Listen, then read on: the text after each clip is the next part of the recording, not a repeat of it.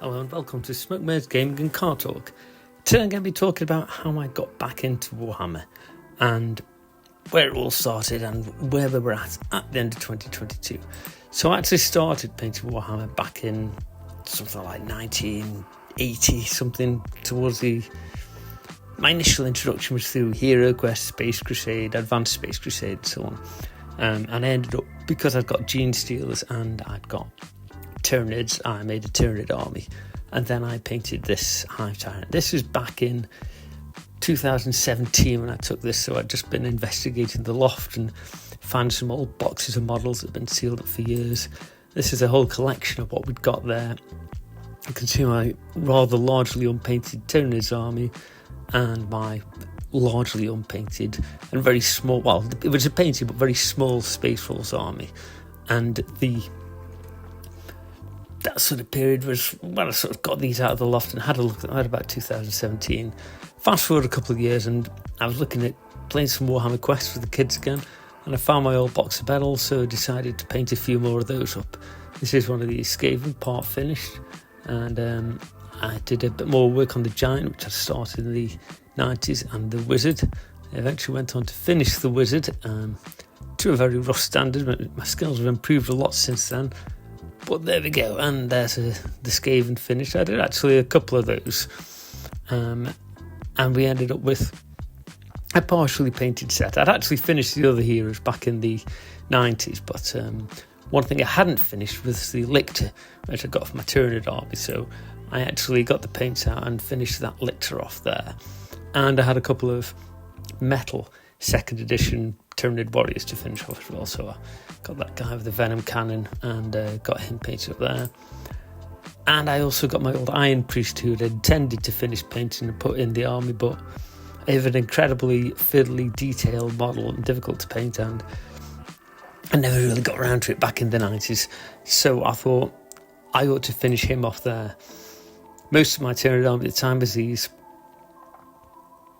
plastic guys out of Advanced Space Crusade, and again I'd partially painted a lot of them, but I thought, you know what, I'm going to finish these off now. It's been decades, let's finish them.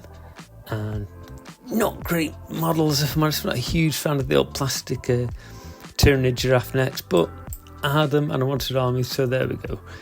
I also wanted to make my Space Wolves army more playable, so I decided to take an old tactical squad and convert it into Grey Hunters. So this guy was a missile launcher guy, and he's got a plasma pistol and chainsword now with some cutting and gluing and using a spare bit for a pauldron.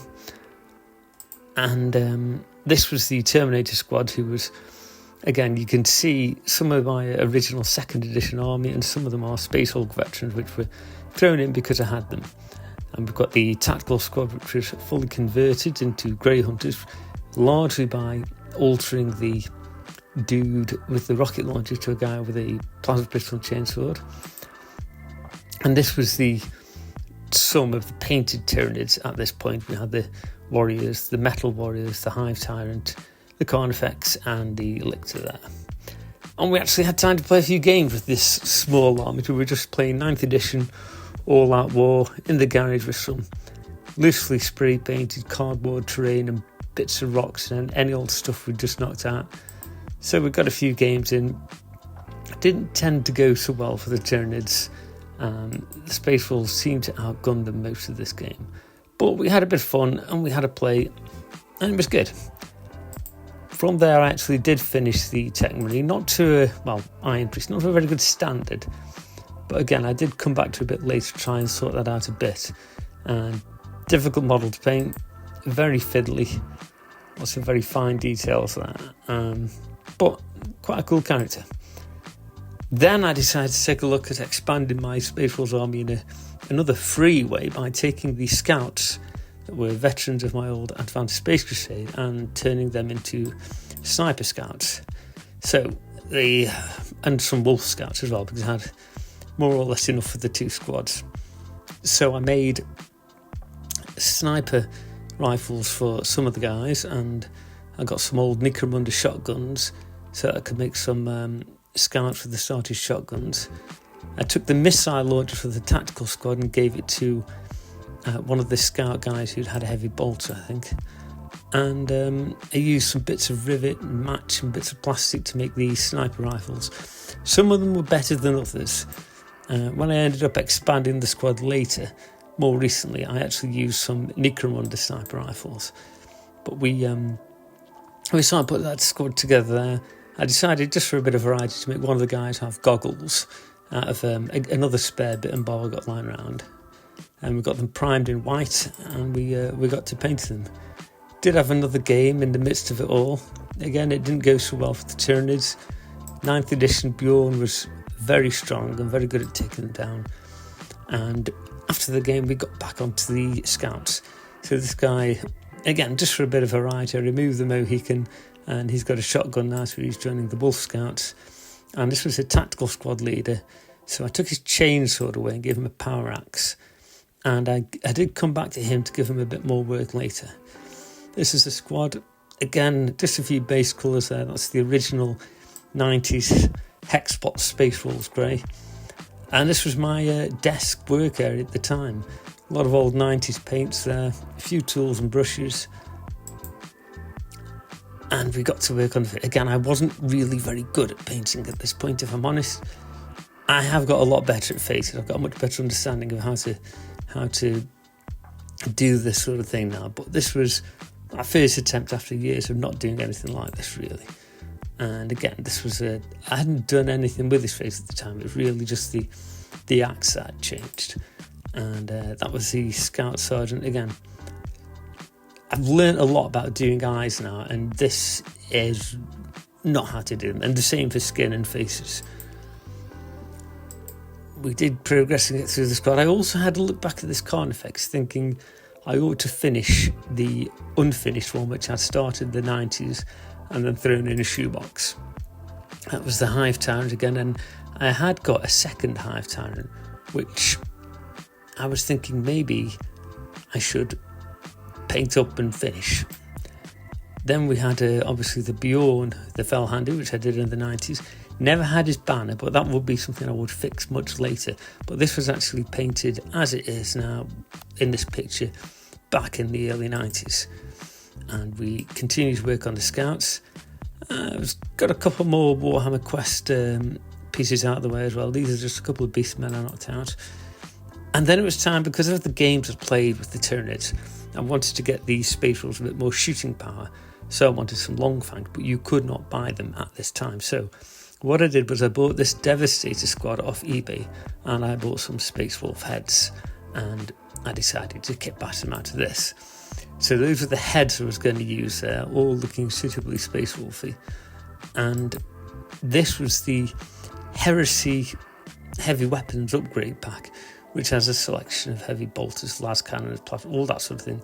But I was basically going to make a squad of 100% las cannons. So this is the guy that was going to be the captain. Obviously the gun there wasn't what I wanted. I wanted a melter gun, but I didn't have one, so I decided to convert this one. Also, the head was wrong, and I wanted him to have a power axe. This is the part that I decided to use to give him that power axe. I bought a little bag of a few of these, and I ended up using another one on some more models when I made some Blade Guard veterans back in 2024. Again, the guy with the goggles, I decided the goggles really wanted some sort of strap, so I made that out of elastic band, and the squad was starting to come together a little bit now. Still a very rough and ready paint job, but it was getting a squad on the table. This is actually one of my late 80s paints, which again, a lot of them hadn't survived very well, but Enchanted Blue was still just about hanging in there. A few more touches up to the squad. Obviously had given the captain there a power sword, and that's the whole squad is sort of not based yet, and they've got the Goblin Green bases again. That's one paint that just about survived, but not brilliantly. And then it was on to work on the Long Fangs project, which I'd also started. So these are the heads that I purchased for those, and they're pretty good looking heads, but rather than stick them on and try and paint them on the bodies, I decided to glue them to a cocktail stick, then prime them, dry brush them, and paint them separately, and then glue them on once they were done.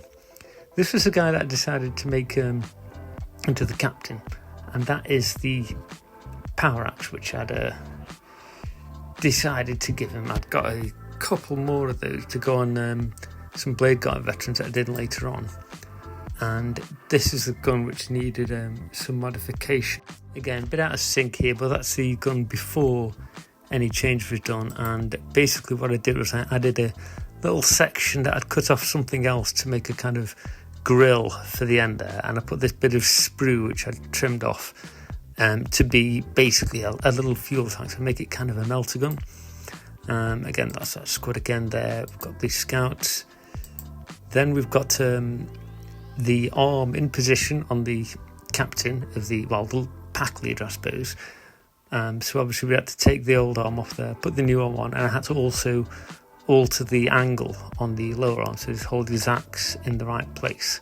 But I thought I'd keep the pointing finger, I quite like that there. Then we've got the heads, and we've got the Terminator squad that I was working on at the same time. Again, this guy with the Thunderhammer, he was one which I'd found primed black, never done anything with, but if I sorted him out I knew I could make a 10-man squad, so that's what I decided to do. And at this point I discovered that to paint yellow smoothly you really got to paint lots of pink first, then yellow paints really easily. It's actually Hexbot Sunburst yellow from the 90s that I used here, and then we put the Space Rolls Black Mains logo on there, and the Scout squads have got their logos on, as have the Tactical squad now, so they were looking quite a bit better. And we were now coming up onto well into 22. Yeah, this was like probably October time, 22 by the time I was at this stage with these. We got the Terminators finished with their logos as well there, and we've got the Long Fangs coming along. So this is the first pose I did for a las cannon guy. Again, pretty straightforward. Took a bit of fiddling to get it right, the Heresy era las cannons, and there's no sort of, the backpack with them isn't quite right, it isn't joined up, but it seems to work. And again, I did start the heads by dry brushing them to get that texture in the hair there, and I started breaking up and posing the rest of the Long Fangs models. Once they were done, I got them all primed and ready to go. Moving on, we got the Tactical squads, or the pauldrons painted so they look like they're a proper squad there. Obviously they're really grey hunters now. I did a bit of touching up on them, but they're still not great. Then we've got the Long Fangs heads, which I did a bit more work on, finished those. Then we've got the dog, which is a funny one really, but I got the idea of somebody on Facebook, and the idea was I wanted an Armorium cherub, but I kind of didn't really want it to be an Armorium cherub, so this was just a small dog model I bought off eBay and painted up to look a lot like my own Labrador actually, and give a red collar like my Labrador. And he is the stand-in for the Armorium cherub, but he did need a base. Again, we got the guns done here and added. Some of the poses worked out better than others. Did a bit more of a touch-up on the heads, and then we started doing the pauldrons. And again, because I am also a chess player, so with the black and white being the traditional colour scheme for the pauldrons for Long Fangs, we went for a chessboard pattern on their pauldrons, and that's the finished melter gun with the tank painted red and the grill on the end there. Then moving on, we've got the pauldrons ready to go on there, and we've got the dog. That's the captain, more or less finished now, with a bit of basing, a little splash of blood for the blood god on his axe there, just make it look a bit used, and a bit of tiny writing on the oath seal thingamajiggeries. And again, elastic bands around the bit of sprue that was painted red for the fuel tank, just to make it look like it's sort of clamped on there. And we've got the final picture there of the pack leader. Again, I was getting better at this stage, but there was still a lot of room for improvement with these early models, and I have got better since. That's the squad there, and the sort of poses that I end up with for them. That's the guy crouching down on the floor. Then we've got the The guy sort of looking down the barrel, and the other guy looks like he's getting ready to hold onto his shoulder there. That's the guy there, and then we've got these sort of the battery for the dogs. So because the last cans, they didn't really need ammo, so the idea is that the dogs lug in a nice big battery round for them to get a recharge. There's your whole squad again there, and what we've got here is the captain or pack leader. These are the different angles going around him. You can see his melter gun there. Then you've got the last cannon guys, Heritage last cannons with the rangefinder, risk on the shoulder, looking down the barrel. You've got the guy holding onto his shoulder, and you've got the dogly carrying around his battery for them to use. And there's your whole squad again there. Really nice squad, really fun to play with, and recently I actually added a 5th last cannon to the squad.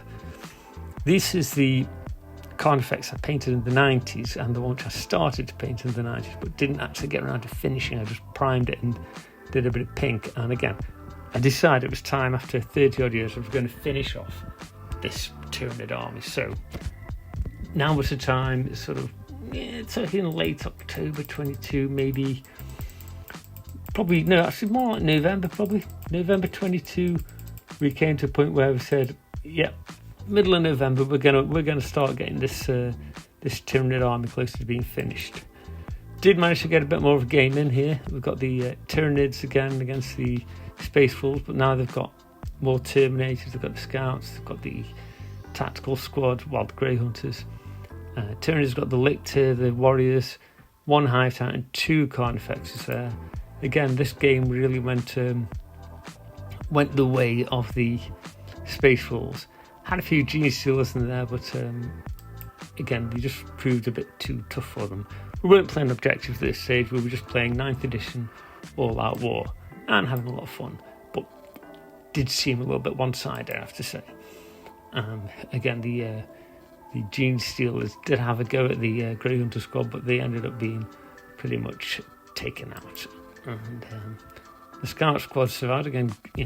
Surprisingly, the sniper rifles, the kind of the ability they had in 9th worked very well, and having an extra rocket launcher cannon was good. Last cannon, fantastic. They did the job, did a lot of damage. And we've got the Terminators and Bjorn there, including the old Space Hulk veterans and the ones that I bought for 2nd edition. Moving on, we've got the Scout squad with your rocket launcher, and that's the Hive Tyrant thinking about whether or not he should make a charge into that clump of metal that's bearing down on it. Then we've got the actual closing stage of the game here. You've got Bjorn and the Iron Priest and the Terminators getting stuck in on that Hive Tyrant, who's already lost some wounds, as has Bjorn. And you've got some Tyranid warriors running in to try and provide some support, but it's not necessarily going to be enough. In the end, they proved too much for the Hive Tyrant, and it was really just the Tyranid warriors still on the table there. This was a whole Space Wolves army here that was participating in that battle. Got a nice little army there that we used to play in 9th edition. This was a Tyranid force. We've got Gene Stealers, warriors with Death Spitters, 3 melee ones, and then you've got the metal guys with the Venom Cannon and the Devourers. 2 Carnifexes, 1 painted, your Lictor and your Hive Tyrant. This was another bit of scenery I made for the table, a bit of a tower here. It's got some positions people can get into upstairs, and obviously people can hide behind it. The way I actually made these towers was to make them out of card first with like super glue and tape, basically. Then just spray the outside with some spray adhesive to give it that texture, and then give it a flash over with some grey primer, just to give it a kind of look of like worn, damaged concrete. And it's very quick to make, very easy. It doesn't look amazing, but it's better than a can of beans. Obviously that's your Iron Priest and Bjorn of the Space Wolves. You've got your Long Fangs there. Then you've got your Scout squad, Sniper Scouts with the rocket launcher. Your Grey Hunters, who were originally a tactical squad, who I will later modify in 10th edition to make them a bit more versatile. Then we've got the Terminators, 10 of, so there's I've got a couple of spare ones from that original squad because I could only put 2 assault cannons in there. And then this is the army going back into the box to be put away with, and this is the first bit of work I did on that Carnifex, so we're now talking late 2022. Probably talking, I guess this must be kind of like December time. We were starting to look at this. We did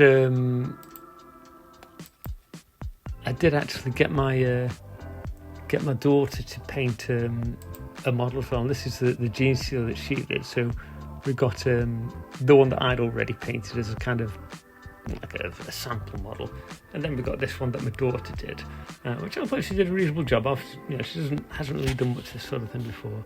And again, I did eventually finish this squad, but much later, and we'll eventually get into that in another video. We managed to get another game in, this time on the dining room table, and we did try making some nice paper objective markers this time, so we were playing more of a points-based game. It still went to the Space Wolves way. They do seem to have the advantage in this, but again, we had fun. We set up some objectives, and we tried to play that kind of game, and it worked. Then we've got the complete Tyranid army as it stands, which is, again, we're talking here 20th of December 2022, so we've only really got the Hive Tyrant, Lictor, one Carnifex, and the Warriors mostly painted. Only really the Hive Tyrant and the Carnifex are based properly, so they've got a long way to go. And we've got the Space Wolves army, which is fully painted here, all based properly. Not an amazing job, if I may say so. I have got a lot better, but this was a start, and it was a playable force in 9th edition. I still got the Biovores, which I bought in the 90s. They've been put away primed black, but I just dry brushed them white for now with a view to paint them up later. I also started a new army. This is the Sister Superior of the Battle Sisters that I got in the Sanctorum Guard Christmas box. And while I was into it in the sort of towards the end of the year, between Christmas and New Year, I also found this box at my loft of a Tyranid Carnifex, which inside had some spare bits of Hive Tyrants and such like, plus a Tazo for the win. And I had another Hive Tyrant, but he was basically set up as a melee specialist, and the weapons load I had isn't legal in 9th and 10th. It was designed for 2nd edition using spare Tyranid warrior parts, but with this box I thought I could actually fix him up and make him a proper 9th/10th edition Hive Tyrant, albeit at 2nd edition scale. And I also started putting together Morven Val and another one of the Battle Sisters. We've got some sterling wood on the base there for some texture. Left the head off Morven Val so I can again stick it on a cocktail stick and paint it that way. And while I was looking around the loft at the old shoebox of things, I did find these bits and bobs from an Orc Dreadnought here, which I don't play Orcs and can't see myself wanting to build a 2nd edition Orc army. So I did decide I would sell these on eBay, and this is the actual model that they form part of. It's the kind of upgraded Space Orc Dreadnought, and that pretty much took me through like the initial stages of getting back into painting. Obviously, a lot of these models are painted back in the early 90s. The rest of them, a lot of it was throughout 2022, and my eyes had really gone by this stage. I couldn't see very well, and I hadn't got the technique down. So, but I completely accept these were all very rough and ready. But I had a lot of fun getting here, and I had a lot better idea where I was going wrong. And moving forward, I think my models and my painting got a lot better. Anyway, thanks for making it this far. Thanks for watching the video. Hope you've enjoyed it. Don't forget to like and subscribe.